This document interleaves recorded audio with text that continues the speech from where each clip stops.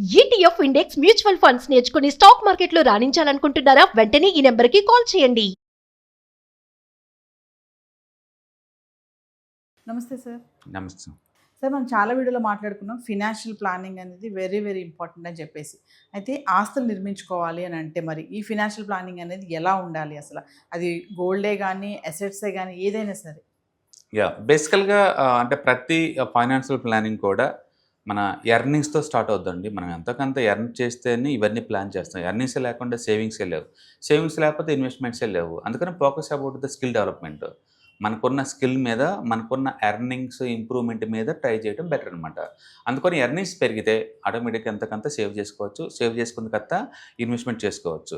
అందుకని మీరు ఎప్పుడైనా ఎర్నింగ్స్ లేకుండా ఇంకెక్కడ ప్లానింగ్ స్టార్టింగ్ ఏమి ఉండదు అనమాట.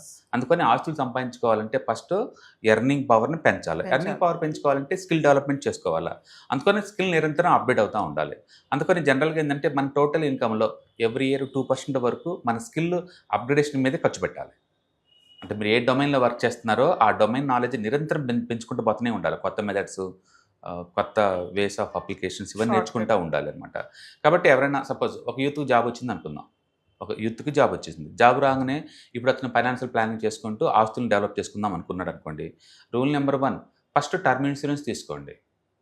ఇన్సూరెన్స్ లేదనుకోండి అండ్ నీకేమన్నా అయితే ఇంట్లో వాళ్ళకి మనీ ఎలా వస్తుంది? అందుకని టర్మ్ ఇన్సూరెన్స్ వల్ల ఆస్తులు క్రియేట్ అవ్వవు, కానీ ఉన్న ఆస్తులు ప్రొటెక్ట్ అవుతాయి. ఉన్న ఆస్తులు ప్రొటెక్షన్ గురవుతాయి. సపోజ్ నేను ఇల్లు కొనుక్కున్నాను, ఇంటికి 2 కోట్లు అప్పు చేశాను అనుకోండి, మనకేమైనా అయిందనుకోండి, వాళ్ళు వచ్చేసి ఇల్లుని తీసుకెళ్ళిపోతారు. ఎందుకంటే అప్పు తీసుకున్నాం కదా. మరి అలాంటి ప్రొటెక్షన్ ఎలా వచ్చిందంటే మనకి ఇన్సూరెన్స్ ఉందనుకోండి, ఇన్సూరెన్స్ డబ్బులు వస్తాయి కాబట్టి ఆ ప్రొటెక్షన్ చేసుకోవచ్చు అనమాట. అందుకని చాలామంది నెగ్లెక్ట్ చేస్తారు టర్మ్ ఇన్సూరెన్స్. అంటే ఇన్సూరెన్స్ వల్ల ఆస్తులు క్రియేట్ అవ్వవు, కానీ ఉన్న ఆస్తులు కాపాడుకోవచ్చు. కాబట్టి మీ లివింగ్ కాస్ట్ ఎంత ఉందో, మీ ఫ్యామిలీ డిపెండెన్స్ ఎంతమంది ఉన్నారో, మీకు ఎంత ఆస్తులు ఉన్నాయో అవన్నీ కాపాడుకోవాలంటే దానికి తగ్గట్టు టర్మ్ ఇన్సూరెన్స్ ఉండాలి. జనరల్గా 30 సంవత్సరాల లోపు కనుక టర్మ్ ఇన్సూరెన్స్ తీసుకుంటే మీకు 5,000 రూపాయలకి దొరుకుతుంది.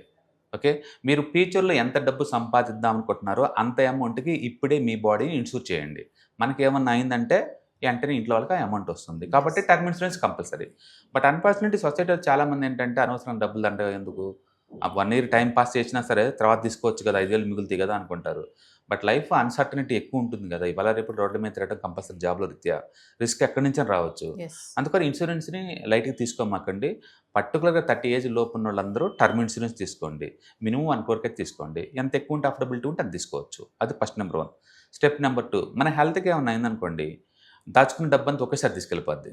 అండ్ రాను రాను హెల్త్ కాస్ట్కి కూడా పెరిగిపోతుంది. చాలామంది అనుకుంటారు హెల్త్ ఇండియాలో ఇన్ఫ్లేషన్ 6-7% అనుకుంటారు కదా, అలా ఉండదండి. ఇప్పుడు స్కూల్కి పోయి కిడ్స్ ఉన్నారనుకోండి, ఇన్ఫ్లేషన్ ఇయర్లీ 10% దాకా ఎఫెక్ట్ అవుతుంది. అండ్ హాస్పిటల్ ట్రీట్మెంట్ ఫ్రీక్వెన్సీకి అవసరం అవుతుంది అనుకోండి, సంవత్సరానికి 15% దాకా పెరుగుతుంటుంది.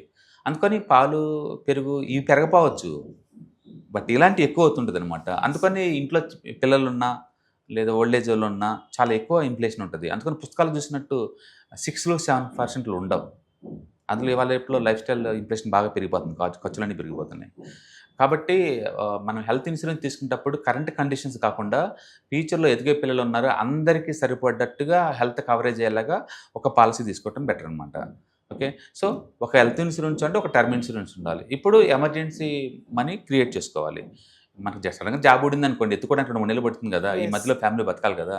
అందుకని ఎమర్జెన్సీ ఒక 3 to 6 months వరకు సరిపోయేలాగా అమౌంట్ని ఎమర్జెన్సీ ఫండ్లో పెట్టుకోండి.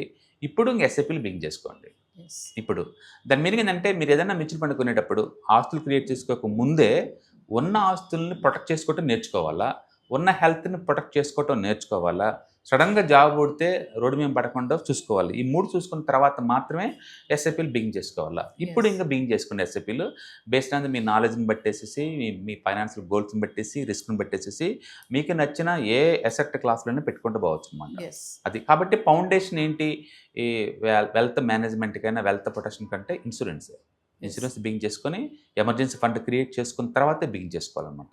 అంటే ఫినాన్షియల్ ప్లానింగ్ అనేది ఇప్పుడు జాబ్ వచ్చిందంటే అప్పటి నుంచే ప్లాన్ చేసుకోవాలి. డెఫినెట్గా ఎర్నింగ్స్ లేనప్పుడు ప్లాన్ చేసుకుని వచ్చేసేది ఏం లేదు కదా. ఎర్నింగ్స్ ఇంపార్టెంట్ ఇక్కడ. కమింగ్ టు ఎమర్జెన్సీ ఫండ్ అన్నారు కదా సార్, ఆ. ఒక్కసారి దాని గురించి. యా ఇప్పుడు ఎమర్జెన్సీ అంటే ఏంటంటే సడన్గా నాకు హెల్త్ ఖరాబ్ అయితే డబ్బు కావాలి, లేదా నా బైక్ పాడైపోయింది రిపేర్కి డబ్బు కావాలి, లేదా సడన్గా ఇంట్లో ఏదైనా ఎక్విప్మెంట్ బ్రేక్ డౌన్ అయింది నాకు డబ్బు కావాలి. వీటి కోసం ఏంటంటే వేరే వాళ్ళ దగ్గర అడుకొని మనం ఏడ్ చేయలేం కదా. అందుకని ఇంట్లో ఏదైనా ఎమర్జెన్సీ అయినా, జాబ్ ఊడినా, హెల్త్ ఖరాబ్ అయినా ఇమ్మీడియట్గా పనికొచ్చేలాగా మనీని కొంత పార్క్ చేసుకోవడాన్ని ఎమర్జెన్సీ ఫండ్స్ అంటాం అనమాట. Yes. ఎక్కువ శాతం మనం ఏంటంటే బ్యాంకు డిపాజిట్లా కాకుండా బ్యాంక్ సేవింగ్ అకౌంట్లో పెట్టేస్తాం, ఎప్పుడు కావాలంటే అప్పుడు విత్డ్రాల్ చేసుకుంటాం. Yes. లేదా మార్కెట్లో నీకు లిక్విడ్ ఫండ్స్ ఉంటాయి, దాంట్లో పెట్టేసుకున్నా పర్లేదు. మొత్తానికైతే 24/7 అవైలబిలిటీ ఉండి ఎప్పుడు కావాలంటే అప్పుడు విత్డ్రాల్ చేసుకునేలాగా ఉండాలి, కొంచెం ఎక్కువ వడ్డీ వచ్చేలాగా ఉండాలి. ఇవన్నీ లక్షణాలు కలిగిన ఫండ్స్లో ఎక్కడైనా పెట్టుకోవచ్చు మనం. Yes sir. మరి ఇప్పుడు ప్లానింగ్ అని చెప్పారు కదా, ఇప్పుడు చాలా మంది ఏంటంటే బంగారం పైన కూడా ఇన్వెస్ట్మెంట్ చేయడానికి ఆలోచిస్తున్నారు. ఒకసారి బంగారంపై పెట్టుబడులు ఎలా ఉంటాయి ఏంటి ఒకసారి? యా మీరు అంటే మల్టీ అసెట్స్లో ఏ అసెట్లో పెట్టినా పర్వాలేదండి, ఇక్కడ ఇన్వెస్ట్ చేయడం ఇంపార్టెంట్ అంతే. కాకపోతే ఒకటే అసెట్లో ఇన్వెస్ట్ చేయడం ద్వారా ఏంటంటే ప్రతి అసెట్కి ఒక సైకిల్ నేచర్ ఉంటుంది. అది స్ట్రక్ అయింది అనుకోండి, కపుల్ ఆఫ్ ఇయర్స్ వరకు నీకు ఎలాంటి మనీ ఉండదు. అందుకని లాంగ్ టర్మ్ ప్లానింగ్లో ఈక్విటీలో వాలటిలిటీ ఎక్కువ ఉన్నా సరే రిటర్న్స్ ఎక్కువ ఉంటాయి. సపోజ్ మీరు ఒక 15 years ఉంటానికి ప్లాన్ చేశారనుకోండి, డెట్ ఫండ్స్లో పెట్టడం ఎలాంటి ఉపయోగం ఉండదు, ఎస్. ఎందుకంటే షార్ట్ టర్మ్ పాయింట్ ఆఫ్ అవి బాగా యూజ్ అవుతాయి. బట్ 15 years టైం ఇస్తే మార్కెట్ ఈలోపు ఒకసారి పడ్డా ఇంకోసారి పైకి లేసినా మన మార్కెట్ ఆల్ టైమ్ హైలో ఉన్నప్పుడు విత్డ్రాల్ చేసుకోవచ్చు, కాబట్టి నీకు ఈక్విటీ బాగుంటుంది. అందుకని గోల్స్ లాంగ్ టర్మ్ అయితే కొంచెం వాలటిలిటీ భరించడానికి రెడీ అవ్వండి. గోల్స్ షార్ట్ టర్మ్ అయితే డెట్ ఫండ్స్ లాంటి ఫిక్స్డ్ ఇంట్రెస్ట్ ఇచ్చే వాటికి పెట్టుకోవడం బెటర్ అనమాట. అలాగే గోల్డ్ కూడా కలపచ్చు. ఇవాళ రేపట్లో మార్కెట్లో వాలటిలిటీస్ ఎక్కువ ఉంటాయి కాబట్టి కనీసం ఒక 10% వరకు ఈ మెటల్స్లో పర్టికులర్గా గోల్డ్ అండ్ సిల్వర్లో పెట్టుకోవడానికి ముందుకు రండి, బాగుంటుంది. ఎస్. Thank you.